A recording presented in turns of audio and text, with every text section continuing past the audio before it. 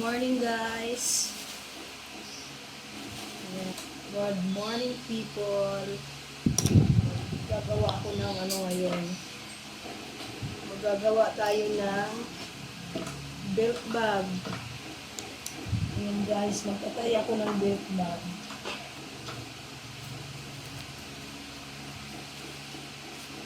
Dahil may order tayo. Ayan, ito ang gagawin natin ngayon.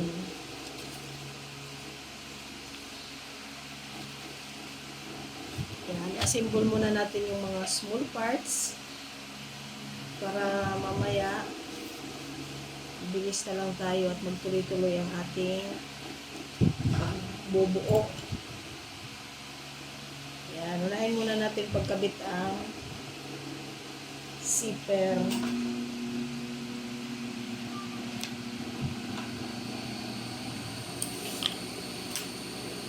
Ito lang pag-attach ng zipper guys.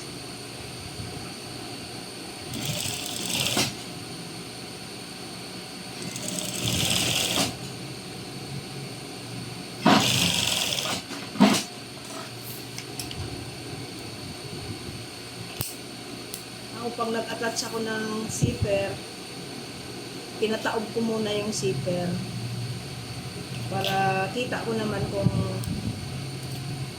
mapapasadahan ba yung yung pinaka ngipin ng zipper, baka kasi masira.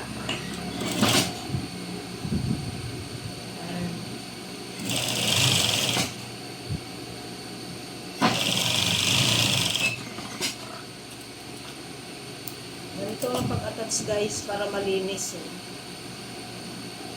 yung pinaka wrong side niya malinis, walang nakikitang dugtungan.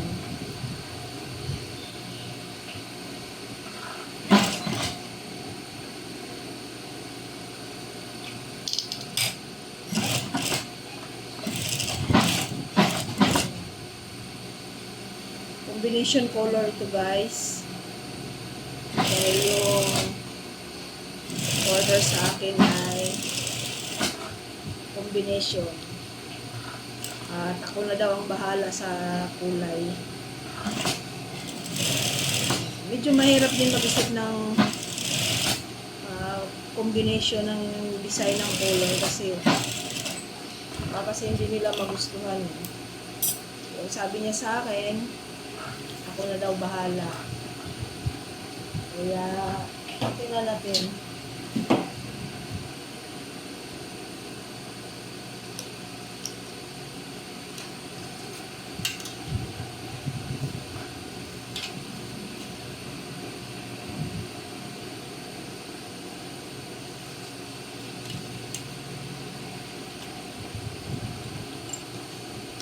Minamarkingan lang natin dyan para madaling tingnan kung hanggang saan yung ating kabilang parts para pantay sila.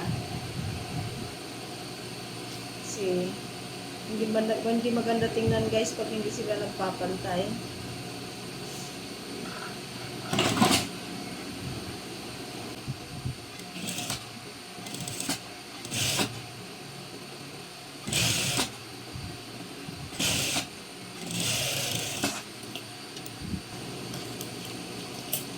May 20 piraso tayong order nito. Sana makayanan natin gawin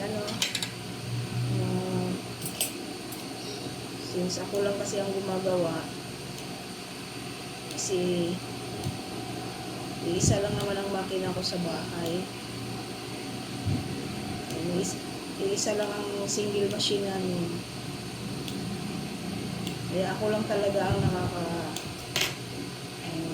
panahi. Ito ay sideline naman natin lang kasi ito guys. Sayang naman kung hindi natin i-grab yung opportunity, diba?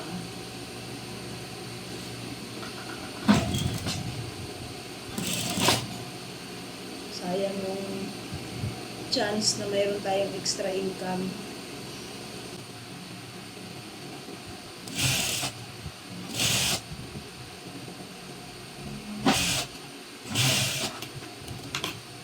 Inulit ko lang guys kasi hindi pantay yung hindi pumantay yung aking pagkaka-attach.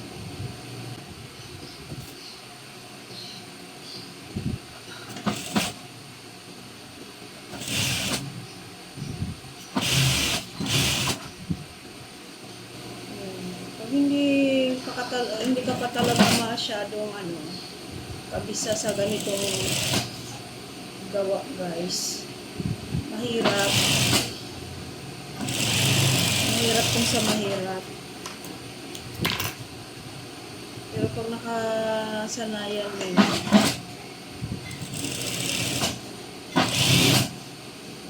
actually guys, wala akong experience sa bag.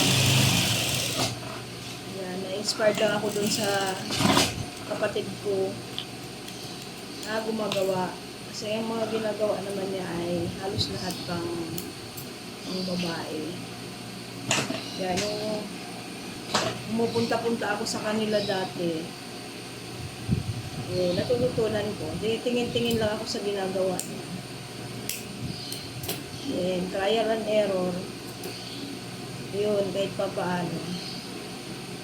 Doon ako natuto sa kanya kung paano gagawin.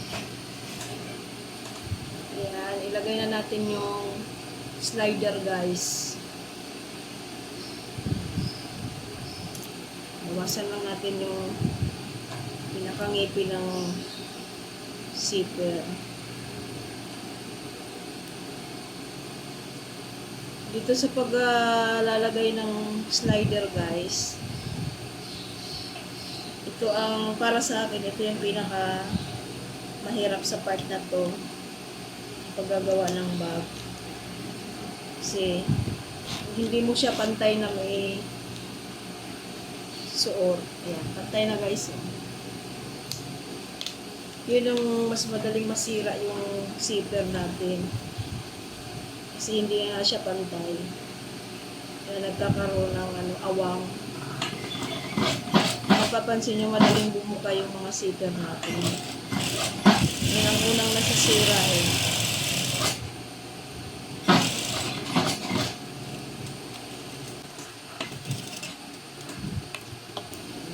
Salamat po sa kapatid ko kay doon ako natuto sa kanyang paggaganito. Nagawa ng bag.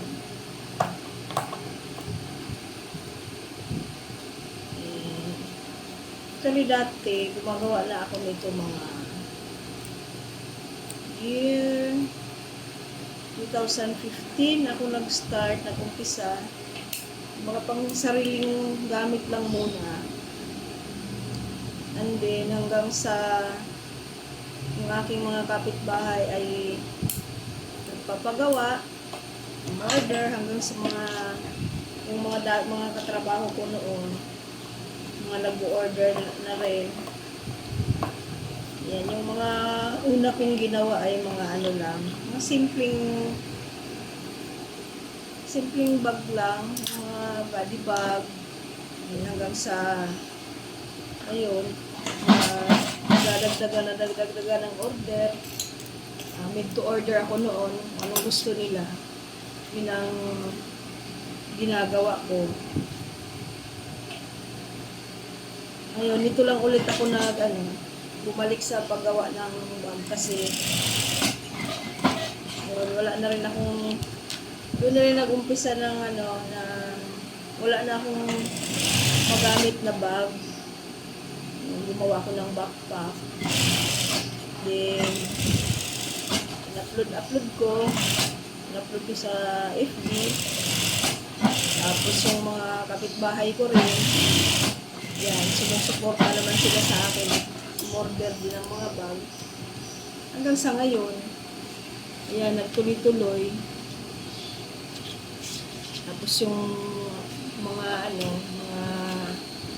nakakakita din online, mga dating katrabaho ko, umorder na rin sila.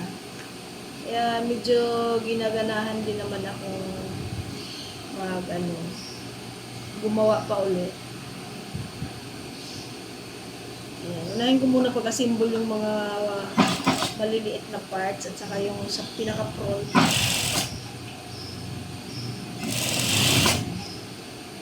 Attach natin ulit ang zipper.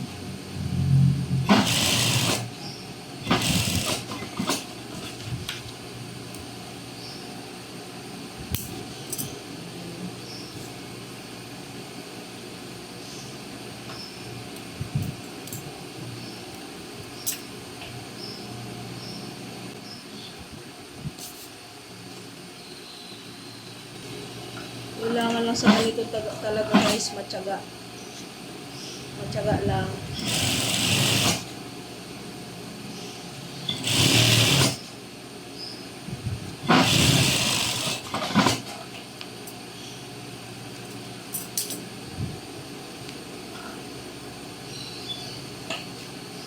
Ayan, kuha lang ako ng royal blue na sinol.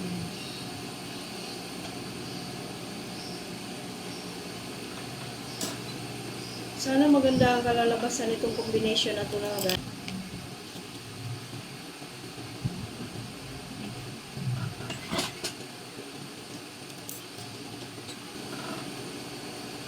Medyo mahirap lang kasi yung pag-iisip ng color combination. Kasi walang specific si customer na kulay. Although nag-send naman ako sa kanya ng yung mga sample ko.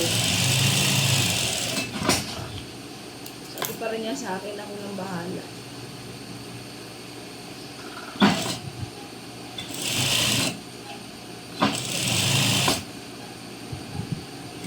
Kaya sana magustuhan at alam ko din to ibibinta din niya. Sana maka-order siya ulit. Diba? Itong aking bag pala guys, maganda ang materialis nito. Kahit sabihin man ng iba na medyo may kamahalan yung aking mga gawa, pero hindi po, ang bibili nito, hindi magsisisi sa materialis. Kasi hindi po ito katulad ng hindi ko naman sa sinisiraan, pero dati kasi nabili rin ako ng online. Hindi po ito katulad ng mga nabibili natin na ang bilis masira.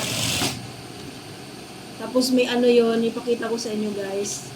Yung iba, may parang guma dito sa wrong side. Ito yung right side natin. Yung may parang may guma dito sa wrong side. Pag yun ang nasira sa kakalaban natin, syempre, nalalaban natin, tapos pinapaarawan. Lumulutong po yung loob nun. Yung pinakaguma. Nagkakalasan po yun. Pag yun ang natanggal, wala na. Wala nang kinakapitan yung pinaka-main niya, fabric. Kasi manipis lang po yun guys. Ang nagpapakapal lang po nun ay guma. Pero itong gamit ko, medyo mahal kasi ang materialis nito, kaya hindi ko siya maibibenta din ng mura. Oo, nahihirapan din ako mag-dispose ng aking mga materialis. Kasi nga, sabihin ng mga tao, pricey, mahal. Pero okay lang. Kung sino lang naman ang may gusto. Pero yung iba kasing nakakakita na ng aking gawa, na sila. Kahit mahal, nag-order pa rin sila. Maraming salamat din sa mga kaibigan ko, sa aking mga kapitbahay, na supportive din naman sa akin. Thank you very much mga tao naniniwala at nagtitiwala sa aking kakayahan. Very thankful. Salamat tayo palagi sa Panginoon na may mga taong nagtitiwala sa atin.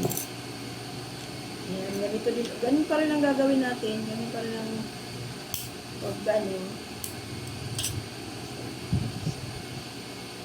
Lalagay ng slider.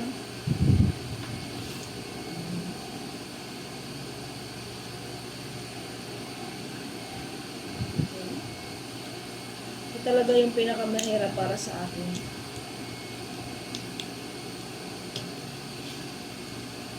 Plus, may reject pa na slider, guys. Kasi hindi naman kasi ako nakakapamili pag ano. Pag bumibili ka ng slider, sabihin mo lang sa kanila na ganitong ilang peraso. Tapos ang ibibigay sa'yo, ano na, yun na, halimbawa, bibili ka 100 peraso. Iaabot na lang sa'yo 100 peraso. Hindi ako namimili.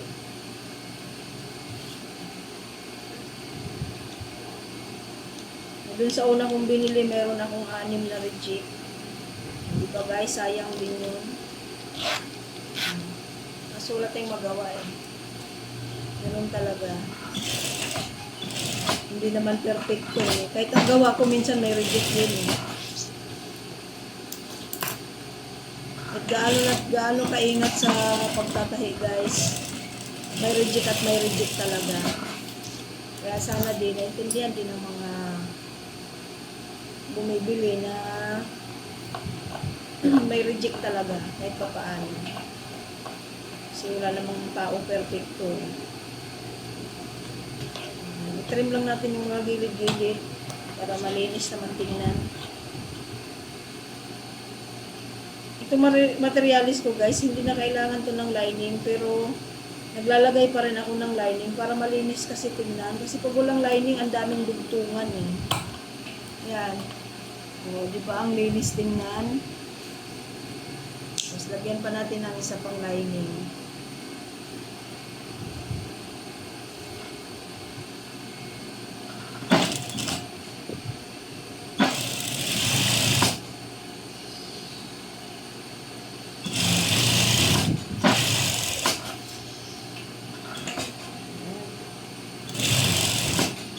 Kapit na natin matapos yung symbol tong mga maliit na parts.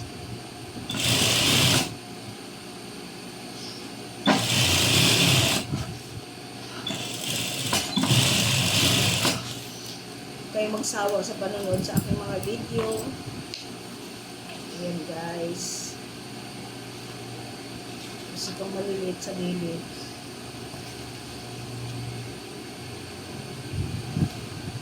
Sa umpisa, nalilito-lito din ako sa ginagawa ko eh. Kaya hindi pwedeng wala akong sample na hawak kasi mahirap guys. Kahit ako mismo ang gumagawa ng sample ko, nakakalimutan ko pa rin. Lalo na pag hindi naman laging nagtatahi. Kaya minsan wala namang order, kaya wala. Nakatingga, nakakalimutan talaga.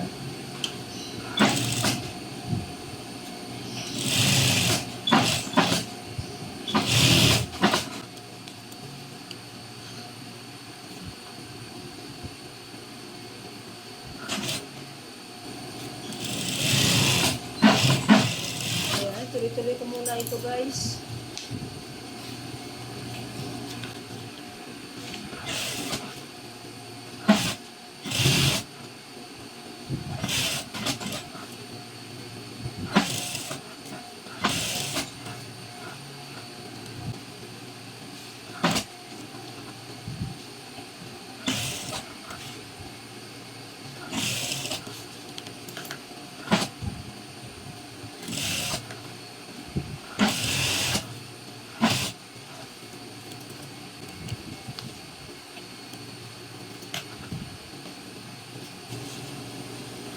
Kunin lang natin yung mga center nito guys.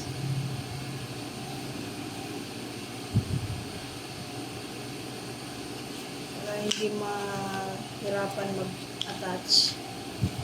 I-attach na natin. Nalagyan na natin lahat ng zipper.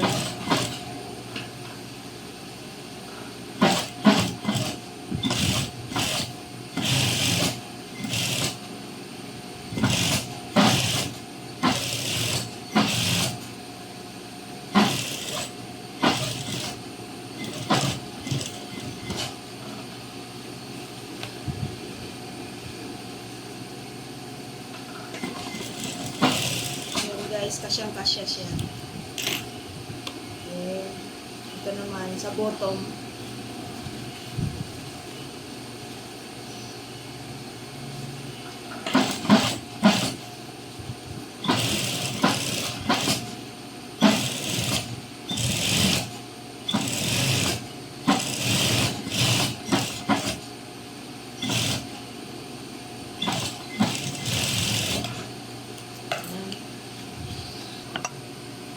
Ayan, tapos na yung pinaka-front na guys. Babalutan pala muna natin yung mga dugtungan. Itong mga dugtungan na to, babalutin natin para hindi siya madumi tingnan. Ayan, meron tayong, ayan.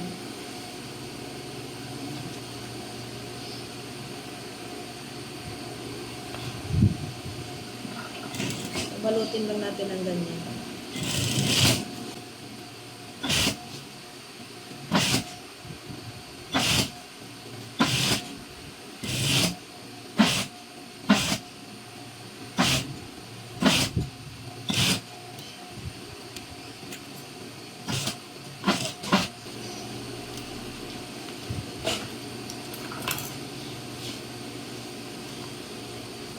Ito, ganun din guys.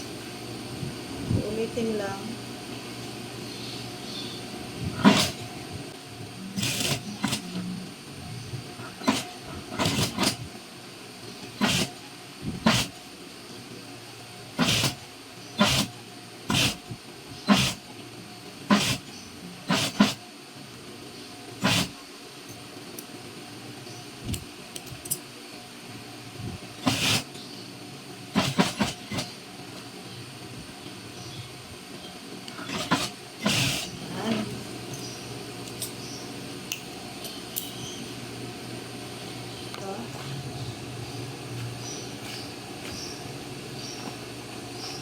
Ayan, natapos natin yung pinaka-front.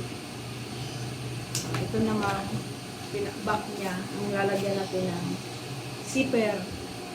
Ayan.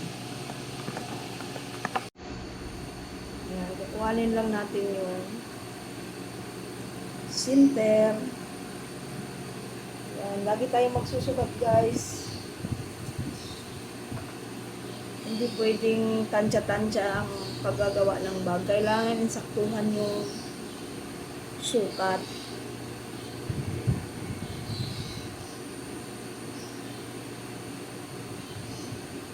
Mahirap kasing i-repair pag hindi tama yung sukat natin.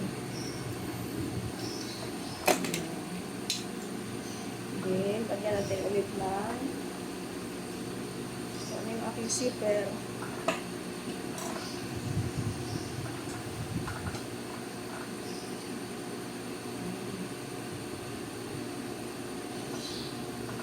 So, laging pataob ang attach ko ng zipper guys. Ayun, nasa inyo na yan kung paano nyo diskarte yan. So, bawat mananahi naman may kanya-kanyang diskarte. So, ako kasi lagi nakataob para alam ko kung hanggang saan yung at laging nasa ibabaw yung zipper. Pag i-attach pa lang.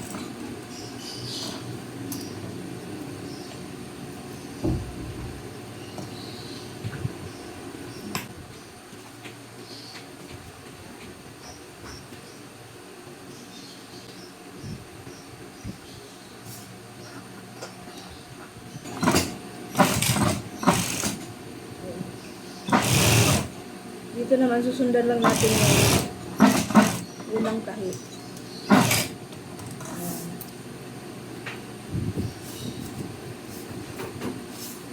Para malinis siya tingnan.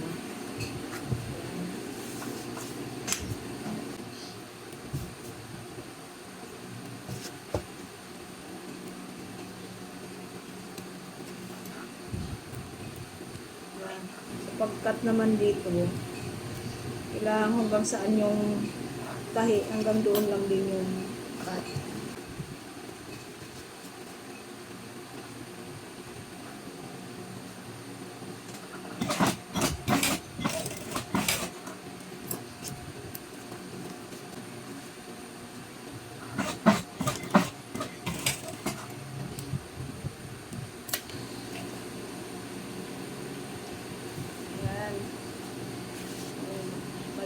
siya guys. Ayan, malinis na siya. Hindi makita yung dugtungan.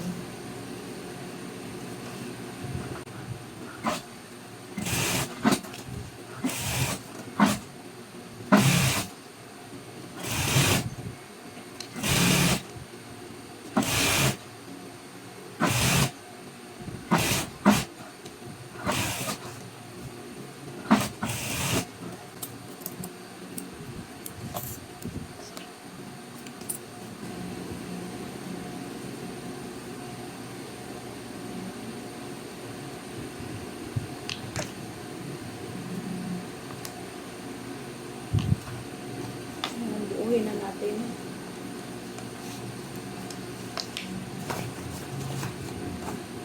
Samahin na natin ito.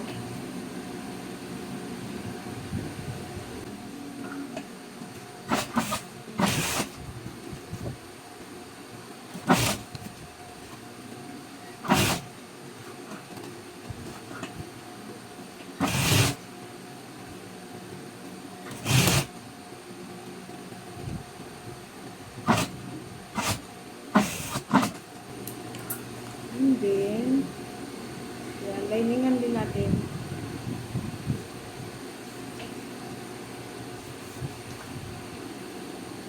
Lagyan din natin ng lining para laging malinis.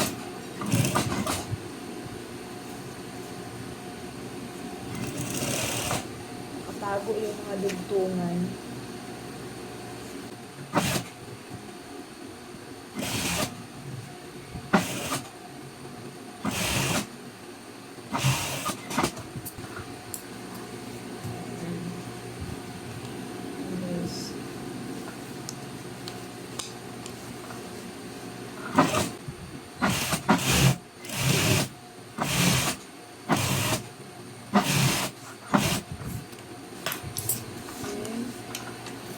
Bago natin makalimutan yung ating yan. Yan guys.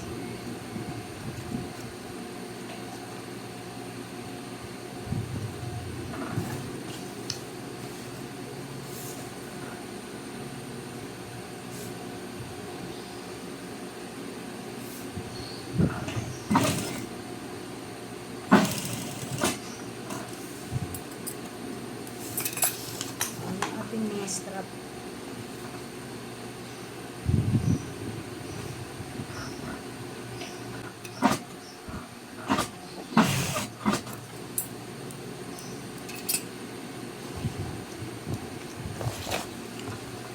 Okay, ituloy na natin.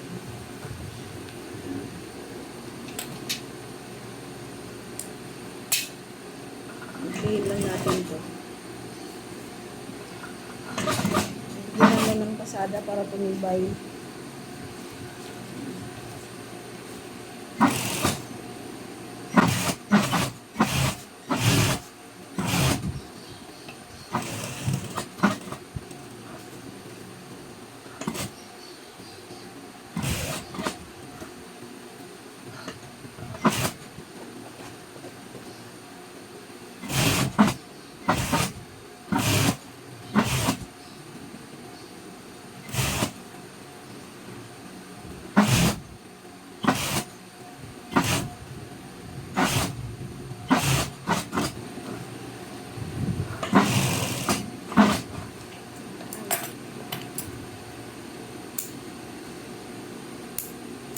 Saktong-sakto yung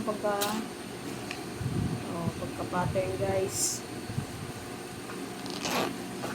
Tingnan natin kung okay na.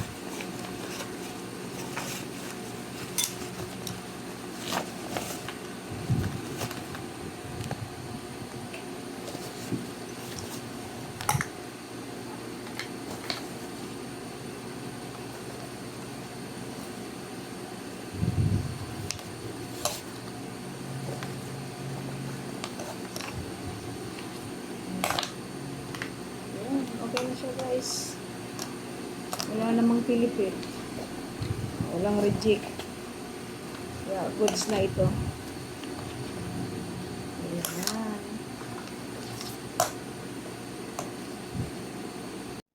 Ayan guys, natapos na. And thank you for watching. Please like, subscribe.